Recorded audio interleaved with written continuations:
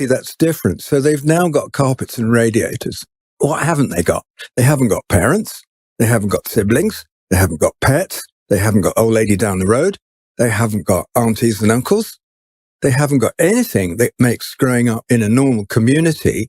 So they don't beat you anymore. But to be honest with you, I've spoken to hundreds and hundreds of ex-boarders, and the beating wasn't the problem. You got through all that okay. It's what the problem in boarding school is, that you are detached from your parents. So what we in psychology call your attachments were broken, and deliberately broken. So you had to kind of reinvent yourself all by yourself as a little kid, say as an 8-year-old, as in my case, but people went younger than that.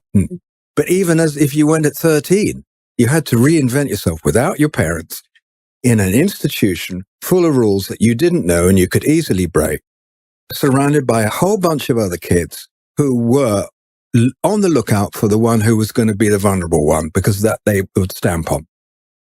Because the main rule in the boarding school is, first thing is you're not allowed to show you miss your mum and dad. That's the first thing. And this becomes an invitation to cut off your whole emotional range. And if you cut it off that early, you can cut it off very, very, very well, so you never get back again. And that is very, very, very damaging.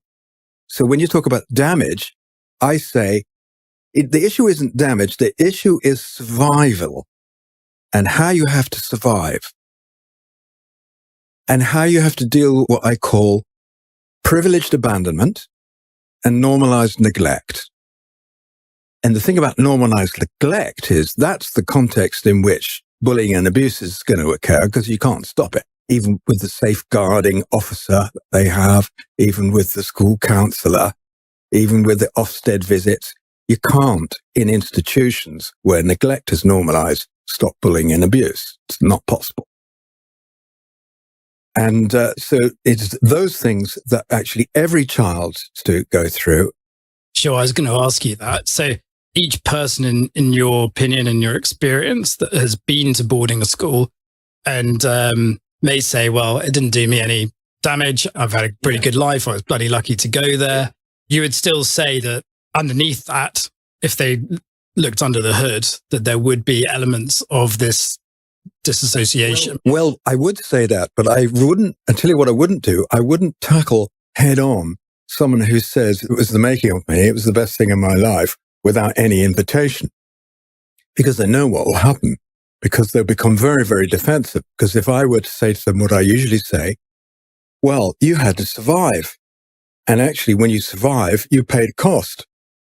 And in fact, when you're an adult, when you're still surviving with the survival personality you designed when you're 8 years old, those around you who are trying to love you pay a cost. And even if you think it was the best thing for you, you still had to survive, because everybody does, and you're still paying that cost, even if you haven't identified it.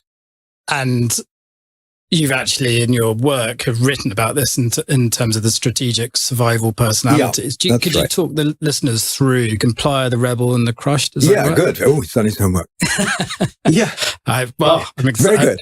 Yeah, you see, I got the notion of survival basically from the very early work that was being done on sexual abuse in the 80s, because there was a lot of sexual abuse about, and us therapists who went through our training then had to deal with a lot of it before it was, this is all a long time before Savile, before the wider community knew about it.